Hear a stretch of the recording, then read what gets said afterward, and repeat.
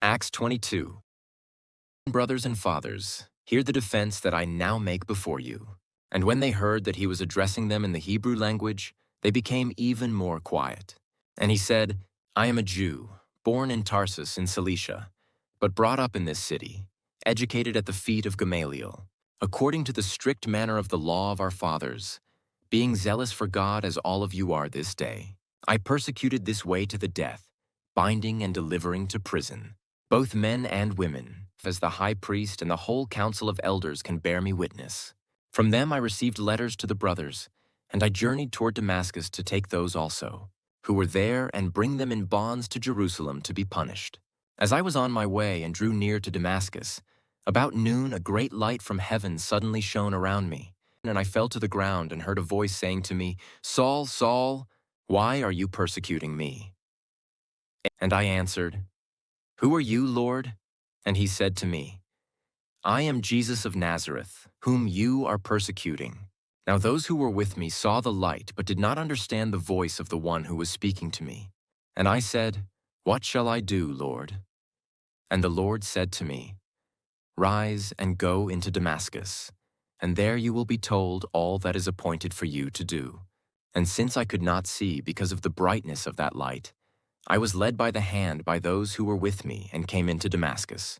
And one Ananias, a devout man according to the law, well spoken of by all the Jews who lived there, came to me, and standing by me said to me, Brother Saul, receive your sight. And at that very hour I received my sight and saw him. And he said, The God of our fathers appointed you to know his will, to see the righteous one, and to hear a voice from his mouth, for you will be a witness for him to everyone of what you have seen and heard. And now why do you wait? Rise and be baptized and wash away your sins, calling on his name. When I had returned to Jerusalem and was praying in the temple, I fell into a trance and saw him saying to me, Make haste and get out of Jerusalem quickly, because they will not accept your testimony about me. And I said, Lord, they themselves know that in one synagogue after another I imprisoned and beat those who believed in you. And when the blood of Stephen, your witness, was being shed, I myself was standing by and approving and watching over the garments of those who killed him. And he said to me, Go, for I will send you far away to the Gentiles. Up to this word they listened to him. Then they raised their voices and said, Away with such a fellow from the earth, for he should not be allowed to live. And as they were shouting and throwing off their cloaks and flinging dust into the air, the tribune ordered him to be brought into the barracks, saying that he should be examined by flogging to find out why they were shouting against him like this. But when they had stretched him out for the whips, Paul said to the centurion who was standing by, Is it lawful for you to flog a man who is a Roman citizen and uncondemned? When the centurion heard this, he went to the tribune and said to him, What are you about to do? For this man is a Roman citizen. So the tribune came and said to him, Tell me, are you a Roman citizen? And he said, Yes.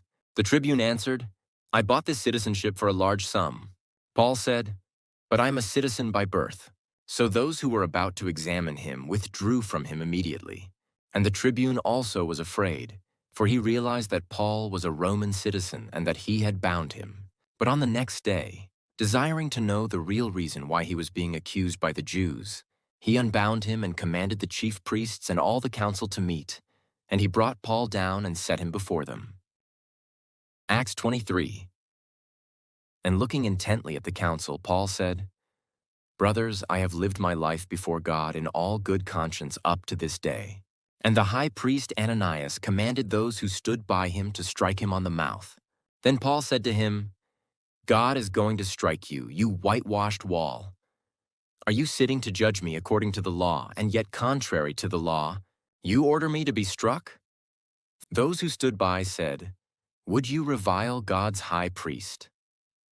And Paul said, I did not know, brothers, that he was the high priest, for it is written, You shall not speak evil of a ruler of your people.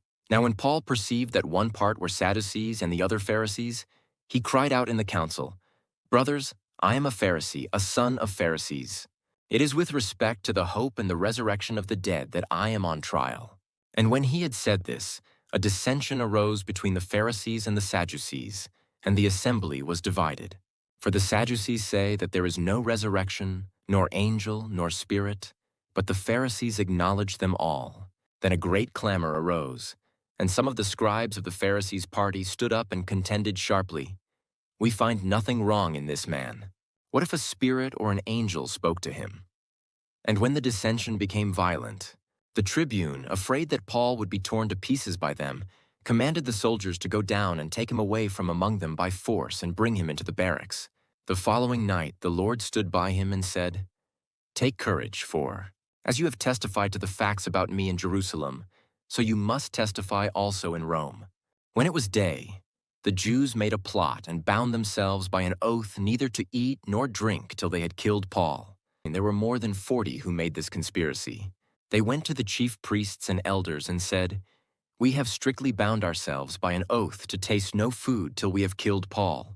Now therefore you, along with the council, give notice to the tribune to bring him down to you, as though you were going to determine his case more exactly. And we are ready to kill him before he comes near."